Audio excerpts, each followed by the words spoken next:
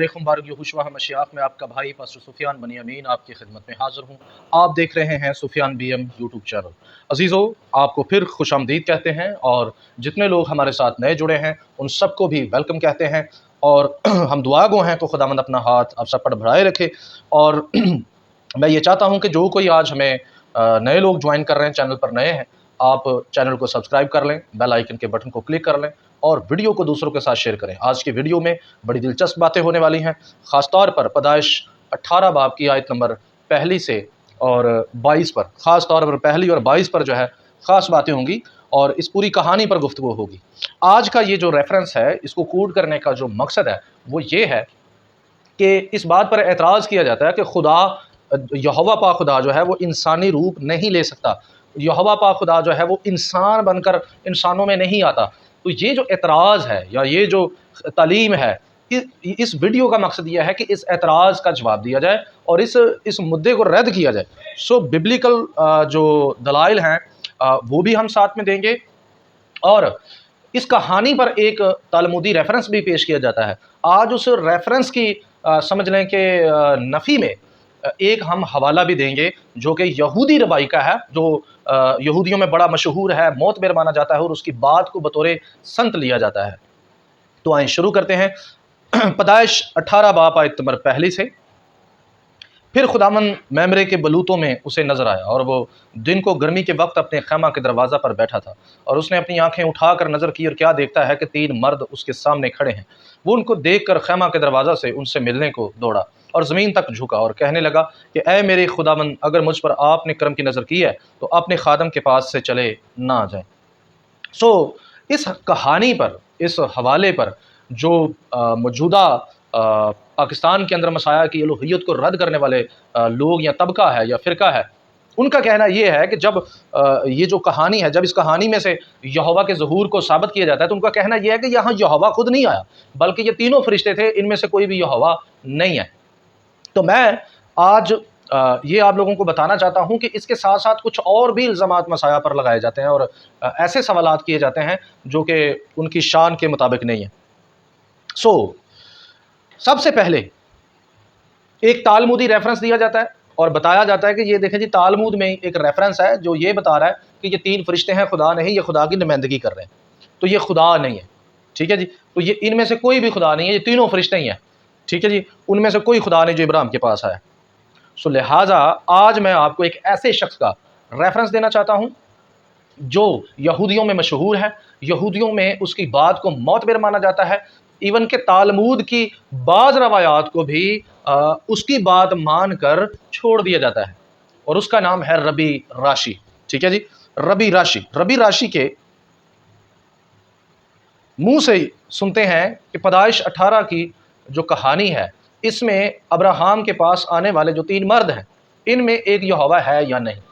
ربی راشی کی تفسیر ہے پیدائش 18:1 پر۔ ربی راشی کہتے ہیں کہ ابراہام جب انہوں نے ختنہ کروایا، جناب ابراہام نے جب ختنہ کروایا، تو ان کے ٹھیک ختنہ کروانے کے 3 دن بعد ابا ہاشم یعنی خدا جو ہے 2 فرشتوں کے ساتھ ان کے پاس ان کی عیادت کے لیے آیا۔ یہ حوالہ آپ کی سکرین پر چل رہا ہے، آپ اسے دیکھ بھی سکتے ہیں، اور باقاعدہ میرے سامنے یہ حوالہ پڑا ہوا ہے، اور یہاں پر ربی راشی ایک تالمود کا ایک ریفرنس بھی کوڈ کرتے ہیں، اور وہ ریفرنس ہے جی بابا متزایا۔ ٹھیک ہے جی، 86 بھی۔ اس کے بعد کوئی بات نہیں رہ جاتی، اتنا مشہور ربی یہ مان رہا ہے کہ ابراہام کے پاس خدا خود آیا ہے۔ ٹھیک ہے جی، یہوہ خود آیا ہے۔ چلیں جی، یہاں سے بھی ہو سکتا ہے آپ کی تسلی نہ ہو۔ ایک اور آپ کی نظر میں یہ ریفرنس دے دیتا ہوں، آپ کی خدمت میں پیش کر دیتا ہوں۔ زہار والیوم 1 ہے، ٹھیک ہے جی، 98A ورس نمبر 2۔ اس میں بتایا گیا ہے کہ ابراہام کا جب ختنہ ہو گیا تو خدا ختنے کے بعد اس پر ظاہری طور پر ظاہر ہوا، باقاعدہ انسانی شکل میں، اور اس حوالے میں تو یہ لکھا ہے کہ خدا انسان کی شکل میں ان کے پاس آیا، اور باقاعدہ یہاں پر جو لفظ استعمال ہوا ہے وہ ہے ہاشم۔ ٹھیک ہے جی، ہاشم ان کے پاس آیا، اور 2 ساتھ فرشتے تھے۔ اب یہاں پر ایک اور خاص بات بھی یہاں بتائی گئی ہے، یہ زہار کا جو ریفرنس میں نے آپ کے سامنے جس کا حوالہ کوڈ کیا ہے، زہار کے اس حوالے میں یہ لکھا ہوا ہے کہ باپ ابراہم جب تک مختون نہیں تھے تب تک خدا ان پر صرف کلام کے وسیلہ سے ظاہر ہوتے رہے، یعنی صرف آواز آتی رہی، ٹھیک ہے جی، خدا آواز کے ذریعے اسے ملتے تھے۔ لیکن ظاہری طور پر یہ پہلا واقعہ تھا ختنے کے بعد خدا ڈائریکٹلی انسانی شکل میں ابراہم سے ملنے کے لیے آیا۔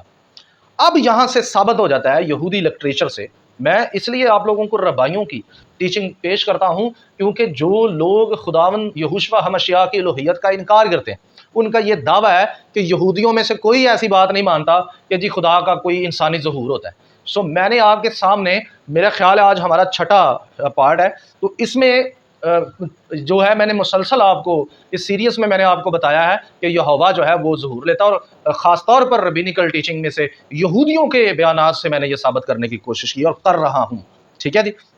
اب ایک اور بات پر بھی ہم نظر دوڑا لیں، پھر ویڈیو کا اینڈ کرتے ہیں۔ ایک اور یہاں پر بات جو مسیحا کے لیے کہی جاتی ہے وہ یہ کہی جاتی ہے، اعتراض تو بڑے ہیں، بڑے اعتراض کیے جاتے ہیں، اور یہ کہا جاتا ہے جی دیکھو جی تمہارا جو جس کو تم یہوہ مانتے ہو یہوشوا کو، وہ دیکھو جی آزمایا گیا، وہ دیکھو جی اسے بھوک لگتی تھی، وہ دیکھو جی وہ سوتا تھا، وہ دیکھو جی صلیب پر مر گیا تھا۔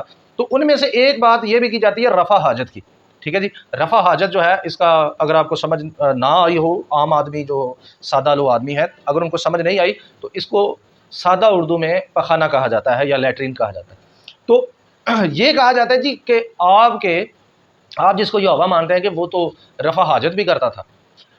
تو میں آپ کو یہ بتانا چاہتا ہوں کہ سب سے پہلے اگر تو یہ بات عہد عتیق میں لکھی ہوتی، جو ابراہم والا واقعہ یہ عہد جدید میں آئی ہوتی، تو عہد جدید کا اگر یہ واقعہ ہوتا تو ربی توبیہ سنگر یا ربی دانیل اسور جو ہیں وہ مذاق اڑاتے، وہ کہتے جی یہ دیکھیں بت پرستی کی تعلیم، یہ دیکھیں جی ان کے یہوہ کے داڑھی میں مکھن پھنس گیا ہے، یہ دیکھیں جی ان کا یہوہ جو ہے روٹی کھا رہا ہے، یہ دیکھیں جی ان کا یہوہ اپنے ہاتھ اور پاؤں دلوا رہا ہے، ٹھیک ہے جی۔ جب کہ پیدائش کی کتاب اس کے 18 باب میں یہوہ نے مکھن بھی کھایا، یہوہ نے برہ بھی کھایا، یہوہ نے وہاں پر اپنے پاؤں بھی دلوائے، ٹھیک ہے جی۔ یہوہ نے باقاعدہ ابراہم کے سامنے ظاہر ہو کر اس سے بات بھی کی۔ سو لہٰذا اگر یہ کہانی ہوتی عہد جدید میں یعنی برت خداشہ میں تو جناب تانوں کا اور مذاق کا ایک سلسلہ شروع ہو جاتا جیسا کہ آج کل لوگ کرتے ہیں۔